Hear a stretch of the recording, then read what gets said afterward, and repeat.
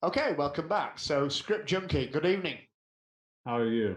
I'm good. How are you? I'm doing great. Excellent. So, do us a favor. Tell us who you are and what you do. Definitely. So you'll often find me online as Script Junkie. My name is Matt Weeks. I am leading a small research and development group at Route 9B in the US and came from kind of a mix. I'm sure a lot of people in the industry have hit different areas. I started off in the Air Force doing essentially what they call computer network defense, or essentially blue teaming stuff. Started to move into, I started with forensics and reverse engineering, moved to kind of hunt focus there. After a while of that, I got out of there and came to Route 9B, where I've shifted more towards the research and development side of things. On the side for a long time, especially during the Air Force, I did a lot of open source tool development. So I'm one of the Metasploit developers, although I haven't been super active lately.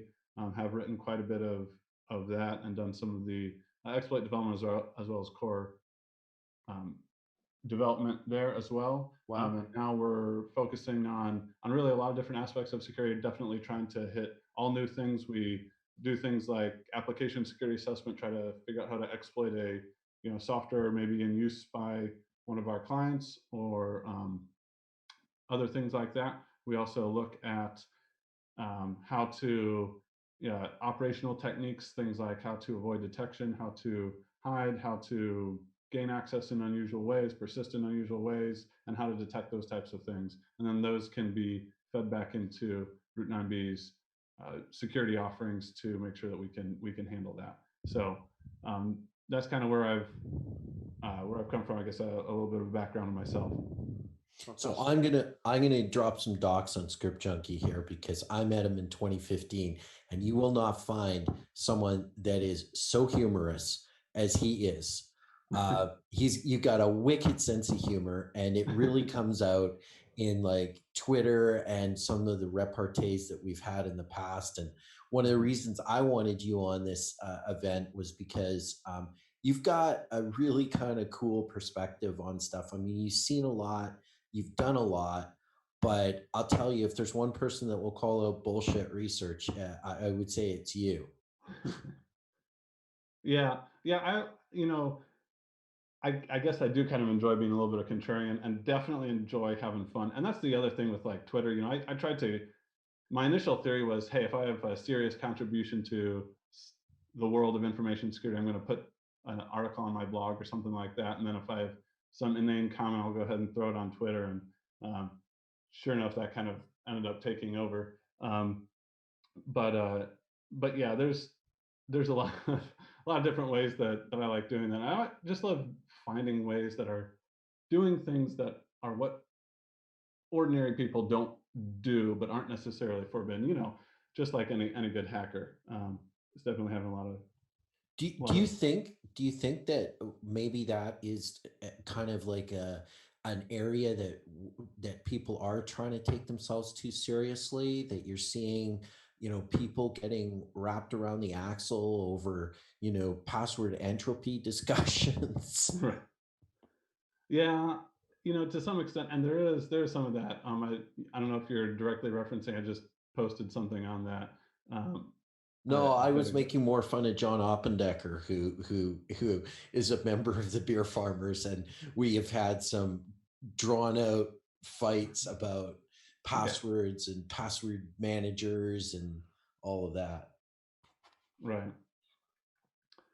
No, no, I actually did a little blog post where I just kind of posted, because I saw people talking about this kind of stuff. Where I posted basically the script I use, which is just like a little PowerShell double click, and then it'll generate both a phrase and a uh, password, and just talked about kind of, you know, here's the numbers I used, which is why I'm taking this word list and this many words and that kind of stuff, which is basically, hey, if you look at, pick your adversary, right? You could pick the hash rate of the Bitcoin network, and literally billions of dollars have gone into this network, and the total output of that is, and you can tell how many hashes they produce per second. And so then you say, well, okay, if I have, this many input words, do the math and you can figure out how long it would take that to crack it. And if that's not going to crack it, then obviously nothing you're going to face in the real world is going to crack it either. So, one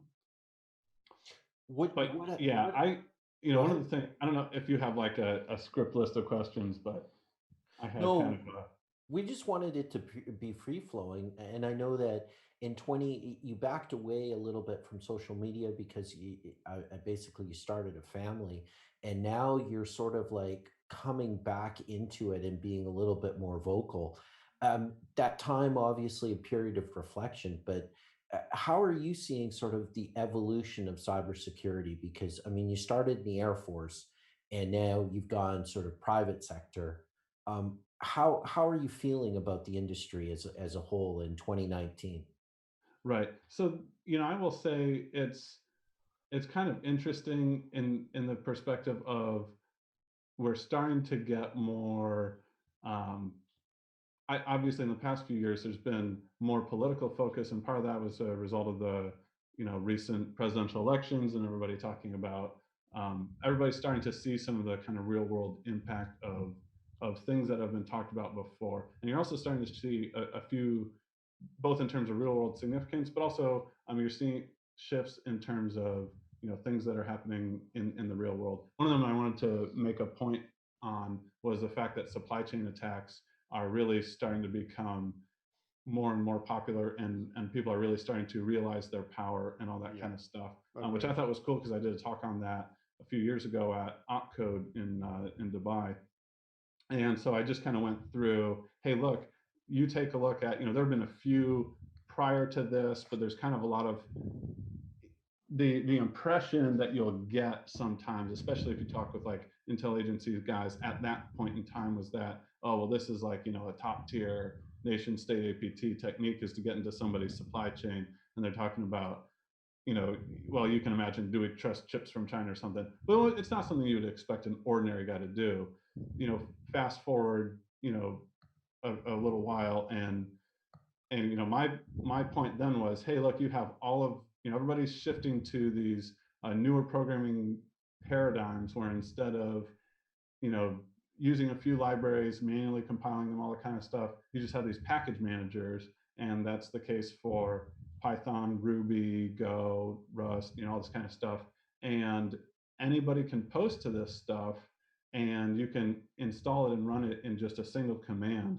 And and so people are using a whole lot more components from unknown sources, and they're just kind of searching for them and using it, and it's making your development cycles far faster and more productive. So you're able to do all kinds of cool things, but it has the fertile ground of security attack hadn't really come out then. And so what I did was I ran through a bunch of these scenarios and just went ahead, and since at that point I hadn't seen anybody else doing them except for there was one Python thing that people were talking about. And so I just went ahead and started putting up packages. I put up a package that was I think 3 typoed. So it was the same name as 3 separate, very popular, some of the most popular Python packages in the world, with 1 letter slightly different, right? Okay. Which would be an easy typo. And I got hundreds and hundreds of installs from all over, and I didn't do anything malicious, obviously, because I'm not going to do You didn't want to build a botnet at that. You don't want to go to prison, right? Yeah. Right. I don't want to go to prison, and I don't live in Russia, so I can't just cash out and spin R8 in, the middle of traffic. And yeah. I love that splinter pattern that he had on that Lamborghini, though. Come on. But it's pretty cool. Going to your point, speaking to your point about third-party compromise. We talked earlier with Laurie, who does AppSec, about the things that keep you awake at night, and the things that keep me awake at night are upstream third-party compromise. So when we go and look back in recent history, we go back to, I think, 2017, when Browser Loud was compromised by CoinHive. And that apparently, I think, infected about 4,500 UK websites. That's right. Yeah. Including the Information Commissioner's Office. Yes. And not their finest moment. exactly right. And that was a innocuous, safe browsing kind of Right. designed around people browsing a website that had various different impairments, but it had Monero coin mining going on. And then you look more recently at British Well, Airways. that's just value added right there. Well, absolutely. But then you look recently at British Airways, who in 2018 got compromised by MageCart. And that led to them losing a hell of a lot and of this is like data. this is 2 lines of JavaScript, which is truly horrifying. The way I also look at this, right? And I've asked people, because I've given a talk on this exact thing. Would you go to any random person on the street and say, hey, here's a text editor, can you edit the code? And would you allow anyone on the street to put in some random code into your system? Everyone will go, no. Well, how is Allowbe any different to that? Yeah. You're literally including someone's code in your system. So scriptjunkie, do you have any recommendations of how people could prevent something like this? Or try reduce the risk? Right. And so for each one, there's different ways you can do that. Obviously, be extremely careful. For some of the things that I was doing, obviously be extremely careful that you're typing it in the correct way. Another thing that people do, especially in a lot of these, is they set up something like a virtual environment or something like that.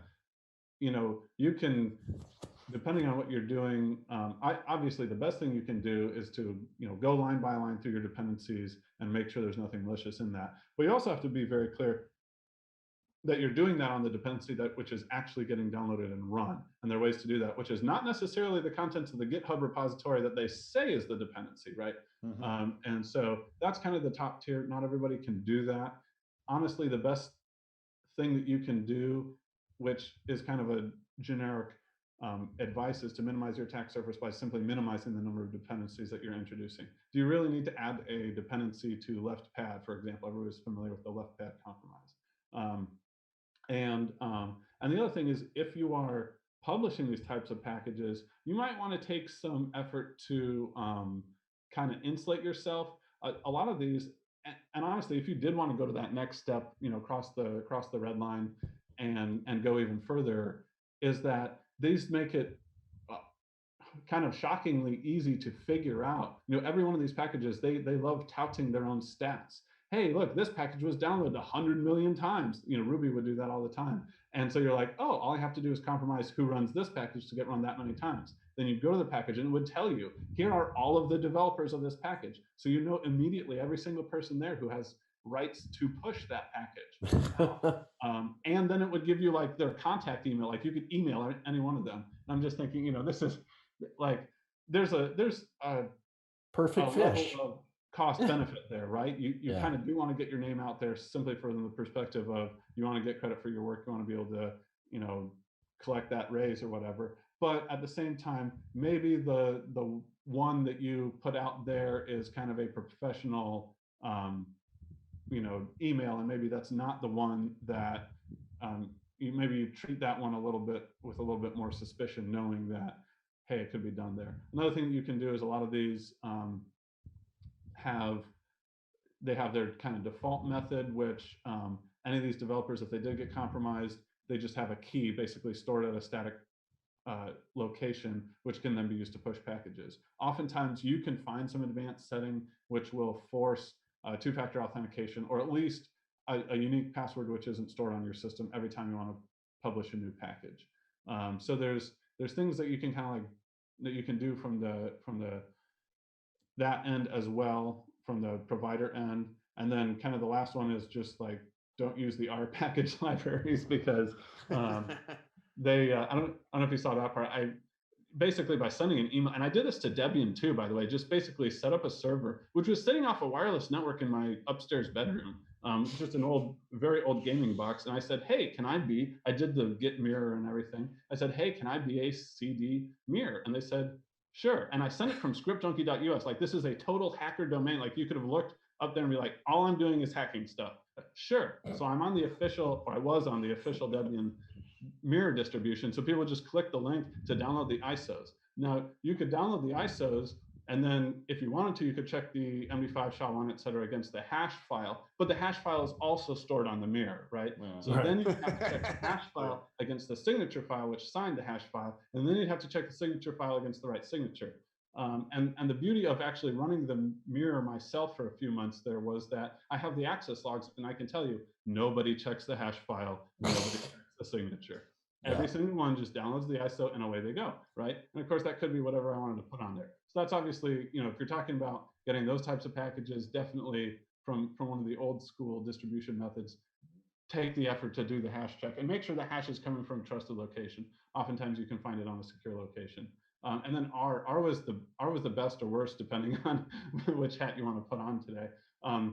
Because I basically did the same thing, sent them an email, said, hey, I'd like to host a mirror, and set it up, and they have per country mirrors. And the idea was, as long as you are from a location which doesn't have a mirror, sure. And then anytime somebody installs a package, they'll get that mirror list, and it'll be your, you know, name with that country there. And so if you wanted to set one, like there were none in, you know, all kinds of countries I can think are pretty interesting from a perspective, like Iran and all these other kinds of things. So you could just set up one. And the beauty of the R package system was that signatures are not checked. There's a hash list inside with MD5s to verify simply that a package has not been tampered with, but the MD5s are part of the package. And so if you wanted to do something malicious, there's no external sign or anything else checked by that. And so basically I was getting literally tens of thousands of downloads of packages every day that I had that mirror up. And any single one of those, I could have put something malicious in and just massive amounts of stuff. And a lot of people think, well, okay, but that's R. Yeah, but you have to realize what R is. R is the premier, you know, most commonly used data analysis engine. So if you want to get the data, that's go for the data, right? It's scary. And has anything been done about this? So I've noticed, I haven't gone back to R. I know for like Python, like they used to, like how I did I went through Tor, set up a burner email, threw it in my registration. They never even checked my email, and then went ahead and uploaded all this kind of stuff. I know Python, at least last I checked, had started verifying those emails. And there's been kind of a lot of discussion on some of the some of the threads on a lot of the package managers in terms of, hey, what can we do against this? And I don't know if a lot of them just don't have a great way of addressing this. And so they're kind of tough, but some of them are adding the capability of doing things like signing packages. And so there's some progress, but when your whole ecosystem, I mean, it's the base protocol, right? You know, it'll take a lot of work. It's not just fixing a bug.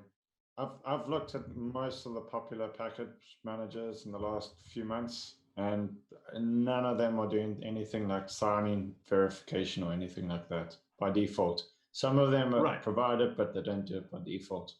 Right. Yeah. And that, like Ruby has that as an option, but then none of the top 10 packages were using it. So it was pretty easy to just, and then even, lots of ways of just doing that. But even in the application, most people aren't doing the CSP.